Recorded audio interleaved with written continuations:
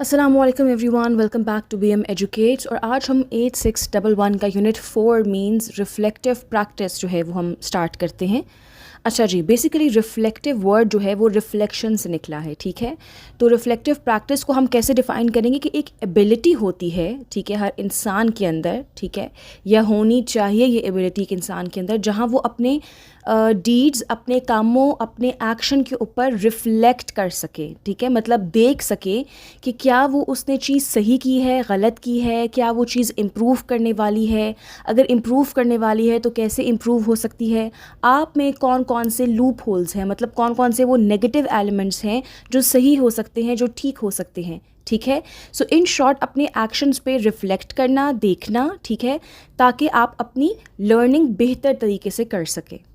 अच्छा, और ये रिफ्लेक्शन की या रिफ्लेक्टिव प्रैक्टिसेस की इम्पॉर्टेंस क्या है एजुकेशन के पर्सपेक्टिव से? तो देखिए, एजुकेशन में रिफ्लेक्शन जो है वो आपको एक लर्निंग का प्रोसेस सिखाती है, ठीक है। लर्निंग मतलब जनरली भी और सेल्फ लर्निंग भी, सेल्फ अवेयर करती है, ठीक है। उसके बाद वो आपके लिए रास्ते खोलती है फ्यूचर के लिए, ठीक है। Helps you to develop your skills as well. आपके कुछ स्किल्स जो हैं वो बहुत आपके पास मतलब इन बिल्ट होंगे, मतलब नेचुरली होंगे, ठीक है, लेकिन आपने करना क्या होता है, उनको पॉलिश करना होता है ताकि आप बेहतर तरीके से उनको यूज़ कर सकें। तो वो जो स्किल डेवलपमेंट है वो आपको रिफ्लेक्शन सिखाती है एजुकेशन के पर्सपेक्टिव से। अच्छा जी, उसके बाद हम आते हैं theoretical perspectives and models of professional development. पहला जो हमारे पास आते हैं फ़िलासफ़र वो हैं जी जॉन ड्यूई। जॉन कहते हैं कि जो आपकी रिफ्लेक्शन है या जो रिफ्लेक्टिव प्रैक्टिसेस हैं, ठीक है, वो आपको एक्सपीरियंसेस से नहीं आते या आप एक्सपीरियंसेस से नहीं सीखते, वो आप सीखते हैं रिफ्लेक्शन करने से, अपनी डीड्स या अपने एक्शन पे रिफ्लेक्ट करने से आप लर्न करते हैं, सीखते हैं। एंड अकॉर्डिंग टू हिम जो आपका रिफ्लेक्टिव थॉट प्रोसेस है उसके फेजेस होते हैं डिफरेंट, ठीक है, जिसमें पहला आता है परप्लेक्सिटी, मतलब कॉम्प्लिकेशंस जो होती हैं, मुश्किलात जो होती हैं, ठीक है। फिर है एलैबोरेशन, कि आप चीज़ों को डिस्क्राइब करें, उनको समझें, उनको समझाएं। थर्ड आपका फेज़ आ जाता है इसमें हाइपोथेसिस। हाइपोथेसिस मतलब वो स्टेटमेंट जो आप प्रूफ करना चाहते हैं कि वो ठीक है या गलत है, ठीक है। फिर आपका 4 आता है पार्ट कंपेयरिंग हाइपोथेसिस, कि जितने भी आपने स्टेटमेंट्स बनाए अपनी रिसर्च, अपने उसके अकॉर्डिंग जो भी आप प्रैक्टिकल करना चाह रहे हैं वो आपस में आपने कंपेयर करने हैं, देखने हैं, मेजर करने हैं। एंड वाला आपका जो फेज है दैट इज़ टेकिंग एक्शन, मतलब आप फिर इम्प्लीमेंटेशन की तरफ जो है वो चल पड़ते हैं। फिर D.A. सैचरून कहता है कि अकॉर्डिंग टू हिम जो आपकी प्रोफेशनल नॉलेज है, ठीक है, या जो भी आप किसी करियर में एक्सपर्टीज़ हासिल करते हैं, ये चीज़ें या ये आपको एबिलिटीज़ कहाँ से डेवलप होती हैं, रिफ्लेक्टिव प्रैक्टिसेस से डेवलप होती हैं। और उसने एक और थेरी हमें दी जो कि है एस्पाउस्ड थेरी, जो बेसिकली आपके माइंड बिहेवियर या माइंड एटीट्यूड के ऊपर एक उसने मॉडल बनाया था, ठीक है। एक इंडिविजुअल किस तरह सोचता है या उसकी क्या सोच है, वो उस पर एक मॉडल बनाया था।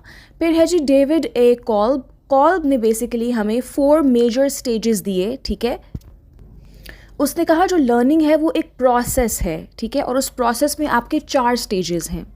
पहला स्टेज है कंक्रीट एक्सपीरियंस स्टेज, जिसमें जो लर्नर है, जो मतलब कोई चीज़ सीखना चाहता है, वो पर्सनली इन्वॉल्व होता है, ठीक है। फॉर एग्जांपल मैंने अगर कोई चीज़ सीखनी है तो मैं एक गैदरिंग, एक प्रेजेंटेशन में ख़ुद पर्सनली इन्वॉल्व होंगी चीज़ों को सीखने के लिए।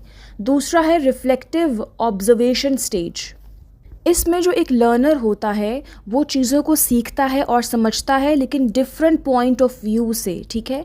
ये नहीं कि एक चीज़ उसने या एक बंदे की बात सुनी तो उसने जो है वो हामी भर ली या कहा कि जो ठीक है, वो डिफरेंट पर्सपेक्टिव्स लेगा, डिफरेंट लोगों से बात करेगा और डिफरेंट लोगों की हिस्ट्री और इवेंट्स को देखेगा एंड देन वो कोई कंक्लूजन पे पहुँचेगा।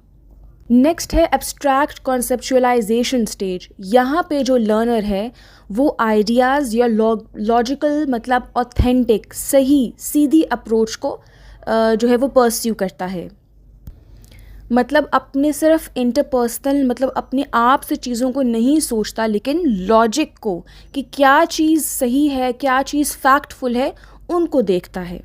फोर्थ है जी आपका एक्टिव एक्सपेरिमेंटेशन स्टेज। एक्सपेरिमेंटेशन से ही हमें क्लियर हो रहा है कि यहाँ पे जो लर्नर्स हैं वो एक्सपेरिमेंट्स करते हैं, मतलब प्रैक्टिकल इम्प्लीमेंटेशन करते हैं ताकि वो लर्न कर सकें।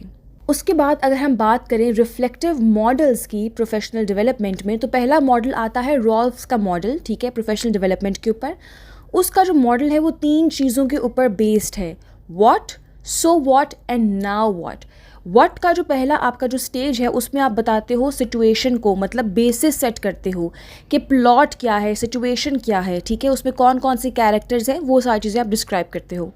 नेक्स्ट जो उसमें फेज़ है सो व्हाट, उस पर आप बताते हो about theory and knowledge building, कि कौन कौन सी टेक्निक्स यूज़ कर रहे हो, कौन कौन सी थेरीज यूज़ कर रहे हो, कौन से फैक्ट्स को आप बीच में ऐड कर रहे हो। That is now what. उसमें है कि आप अपनी करंट सिचुएशन को या करंट रिसर्च को बेहतर कैसे बना सकते हैं, मतलब इम्प्रूव कैसे कर सकते हैं। फिर उसके बाद हमारे पास पीटर्स 4 स्टेप डेटा मॉडल है। पीटर ने हमें एक मॉडल दिया जिसमें 4 स्टेप्स हैं, ठीक है, प्रोफेशनल डेवलपमेंट से रिलेटेड। दैट इज़ पहला है डिस्क्राइब, मतलब आप चीज़ों को एक्सप्लेन करें, समझाएं। फिर है एनालाइज, जब आपने डिस्क्राइब कर दिया सिचुएशन सारी कि इसमें ये है, ऐसे होता है, ऐसे होता है, अब बारी है उसको एनालाइज करने की, मतलब क्रिटिकली देखने की। Third is theorise. Theorise basically theory से निकला है कि आप डिफरेंट फैक्ट्स एंड फिगर्स को जो है वो जांचें और उनको कंबाइन करें, कंबाइन टुगेदर करें। फोर्थ इज़ एक्ट, मतलब इम्प्लीमेंटेशन, एक्शन परफॉर्म करें उस पर, ठीक है, जो आपने जो भी डाटा जमा किया है, इकट्ठा किया है, उस पर अब इम्प्लीमेंटेशन की बारी है, एक्शन की बारी है। अच्छा जी, उसके बाद हमारे पास आता है जिब्स रिफ्लेक्टिव लर्निंग साइकिल, जिसमें हमारे पास 6 स्टेजेस हैं या 6 स्टेप्स हैं। पहला है डिस्क्रिप्शन, कि मतलब क्या हुआ, आपने सिनेरियो सारा डिस्क्राइब करना है, बताना है। उसके बाद सेकंड स्टेप है फीलिंग्स, कि आप क्या फील कर रहे हैं, आपके क्या इमोशंस हैं, आपने वो एक्सप्रेस करना है। Then third part is evaluation, कि what was good, what was bad, अपने एक्सपीरियंसेस बताने हैं। एवेल्यूएशन उसको कहते हैं जहाँ पे आप चीज़ों को उस नज़रिए से देखते हैं जहाँ पे आप इम्प्रूवमेंट कर सकें, ठीक है। Then fourth is analysis, what sense can you make out of a situation, कि आपके पास एक सिचुएशन गिवन है, अब आपने क्रिटिकली एनालाइज करना है कि इसमें क्या चीज़ें की कमी रह गई है या क्या चीज़ें इम्प्रूव हो सकती हैं, वो एनालिसिस होता है। फिफ्थ इज़ कंक्लूजन, कि आपको उससे क्या हासिल हुआ, जो भी आपने रिसर्च किया है, बताया है, एवेल्यूएट किया है, आपको क्या हासिल हुआ। Then six part is action plan, कि अगर दोबारा से ऐसी कोई चीज़ आती है या आपने दोबारा रिसर्च करनी है, तो आप दोबारा से क्या अपने जो पैटर्न्स हैं वो चेंज करेंगे या सेम रखेंगे, ये चीज़ें आप देखते हैं एक्शन प्लान में। यूनिट 6 हमें बताता है about action research. Action research एक प्रोसेस होता है बेसिकली, जिसमें आप किसी भी प्रॉब्लम, किसी भी मसले का जो सल्यूशन है वो कैसे फाइंड करते हो, बाय प्रॉब्लम सॉल्विंग टेक्निक, ठीक है। कोई भी प्रॉब्लम है, आपको कोई भी मसला है, तो आपने प्रॉब्लम सॉल्विंग टेक्निक को आजमाना है और अपने लिए सल्यूशन ढूंढना है। अब टीचर एज अ रिसर्चर अगर हम बात करें, तो टीचर एक रिसर्चर कैसे है, ठीक है। बेसिकली टीचर जब आप पढ़ाती है, ठीक है, तो वो सिर्फ एक ट्यूटर या मेंटोर नहीं है, वो एक रिसर्चर भी है, क्योंकि जो भी आपकी कंटेंट है, जो इन्फॉर्मेशन है, वो उसको पहले रिसर्च करती है उसके बारे में, ठीक है। डिफरेंट टॉपिक्स या डिफरेंट बुक्स, डिफरेंट नोट्स से पढ़ती है, प्रेजेंटेशंस देखती है, वीडियोस देखती है, एंड कलेक्टिवली आके वो आपके लिए एक लेक्चर डेवलप करती है, एक लेक्चर बनाती है। और देखें, जो भी टीचर है जो आपको पढ़ा रही है, वो जो सब्जेक्ट है उसका स्पेसिफिकली, अगर इंग्लिश है, मैथ्स है, उर्दू है, जो भी है, उसमें उसको एक्सपर्टीज़ हासिल है, मतलब अबूर हासिल है उस पर्टिकुलर सब्जेक्ट के ऊपर, ठीक है।